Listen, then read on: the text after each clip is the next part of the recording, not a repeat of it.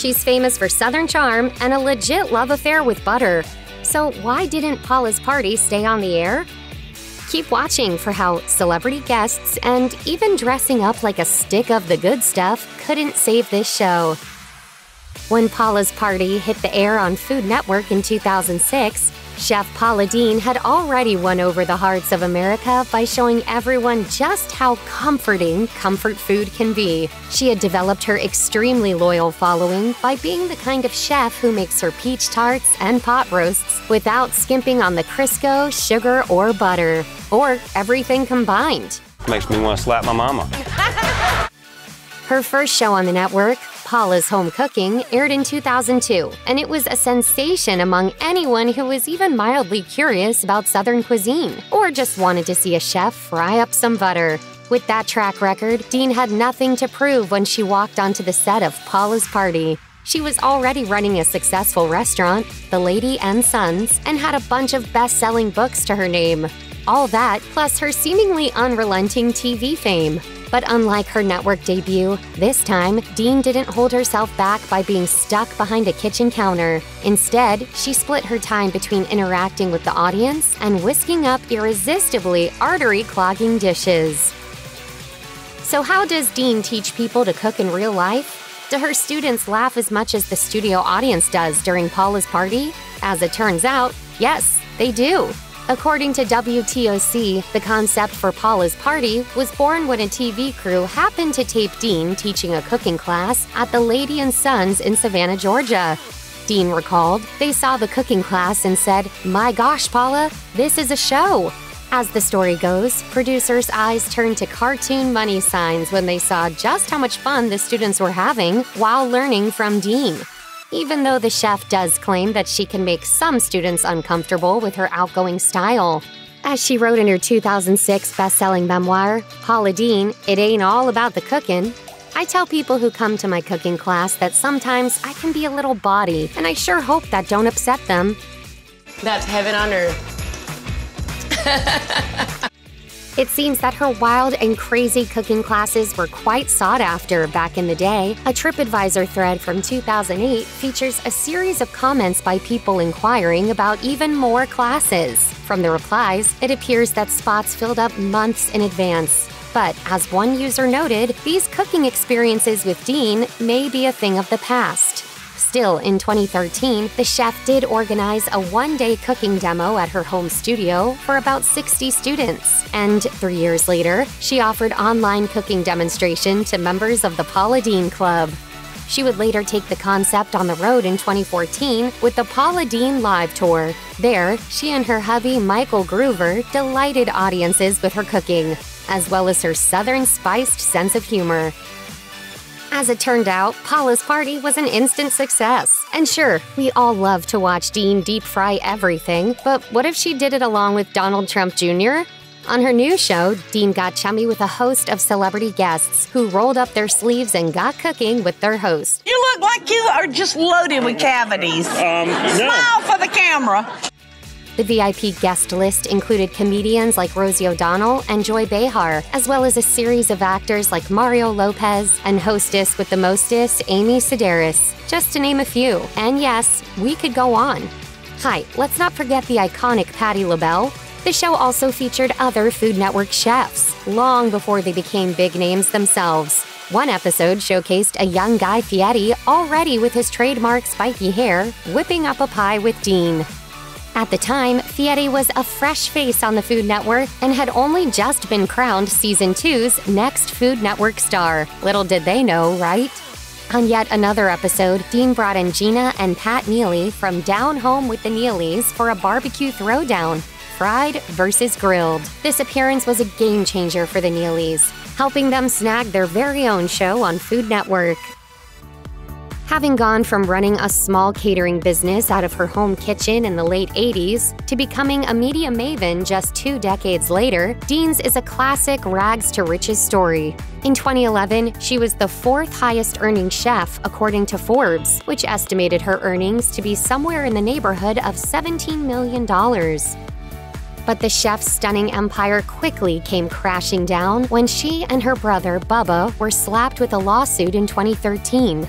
Lisa Jackson, a former employee at Bubba's restaurant, Uncle Bubba's Oyster House, accused the brother and sister duo of racial and sexual discrimination, filing a $1.2 million lawsuit, according to CNN. The very public dispute proved to be a knockout punch to Deen's brand, but her deposition was the final nail in the coffin. Deen admitted to having used a racial slur while describing a past incident when she was held at gunpoint by an armed robber. The admission was enough for Food Network to throw in the towel when it came to all things Paula Deen. The network immediately stopped airing all three of her shows, Paula's Home Cooking, Paula's Party, and Paula's Best Dishes in 2013. Though Deen had already lost her Food Network contract, the 33-page lawsuit filed by Lisa Jackson volleyed a slew of additional complaints. Jackson quoted instances where Deen's brother and business partner Bubba had reportedly sexually harassed his employees. She then accused Deen of condoning it, according to the Los Angeles Times. If it's a Southern dish, you better not put it out unless it passes this woman's tongue. Amen. Ain't that right? Amen. Jackson had also inspired Deen's longtime cook of 22 years, Dora Charles, to voice her own complaints about being underpaid and mistreated. She told the New York Times that despite Deen earning gobs of money, the star chef was paying Charles less than $10 an hour. Charles also claimed that at one point Deen had asked one of the other Black employees to make hoe cakes for guests while dressed as Aunt Jemima. Deen has strongly denied all of those allegations. While she may have rejected the allegations, Deen clearly hoped to make amends. Besides threatening her career, the lawsuit had made it obvious to the chef that something had to be done. She tried her best to put out the fire through 3 apology videos that she posted on YouTube. Admitting her own errors, she also said in one video, "Your color of your skin, your religion, your sexual preference does not matter to me."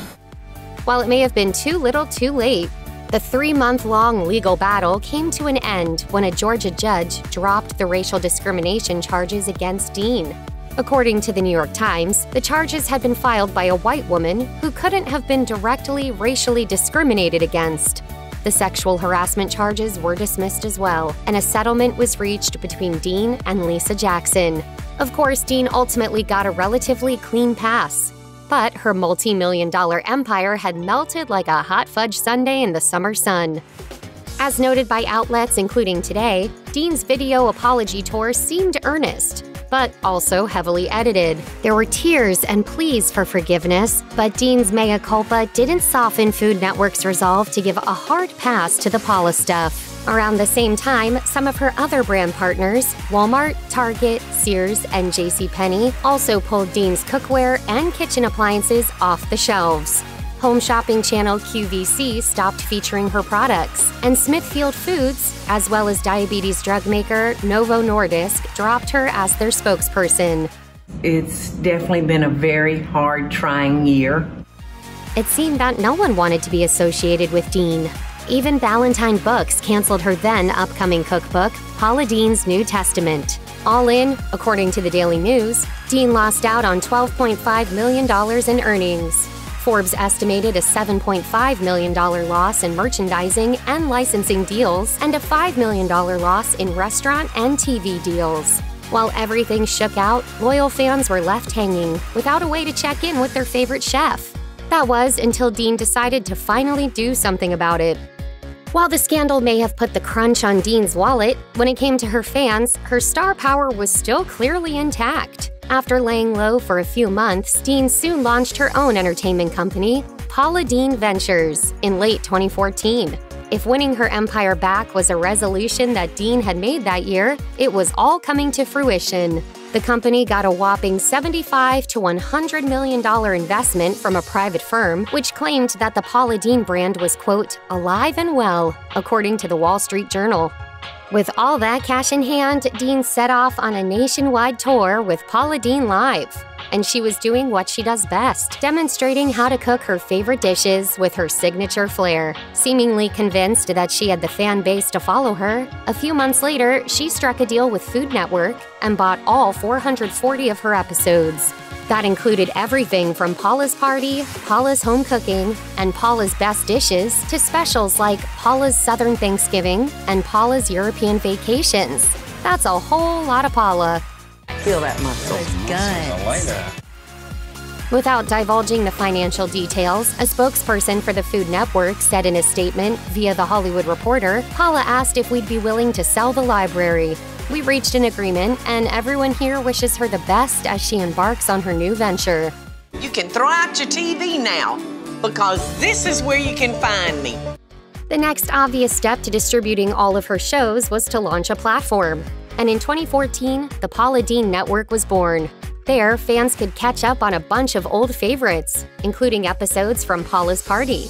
And she continued to add even more content that got personal and candid. As she told the Savannah Morning News, "It's not been governed by a network because we are our bosses, and we're going to give our friends what they want, not what a bunch of executives in New York City think we should have." Ooh, Paula, is that a dig at Food Network? Either way, Deen was serious about sharing her personal side. Her network regularly features cooking tips, recipes, posts about her family, New Year resolutions, life lessons, and more. Sure. Just sit back with me for 30 minutes and have a good time. With her series Positively Paula, Deen officially made her TV comeback 5 years after Food Network gave her the boot. But while she had obviously lost loads of money, contracts, and TV slots since 2013, she was doing everything it took to claw her way back. It's too dry. Yes. What can we put in there? Water. No. Heavy cream. Not only did she launch a signature brand and network, she also took a spin across the stage on Dancing with the Stars. She launched podcasts and juiced up her brand name with her show, Sweet Home Savannah, that let viewers buy the cookware, clothing, and home appliances that they saw Deen using.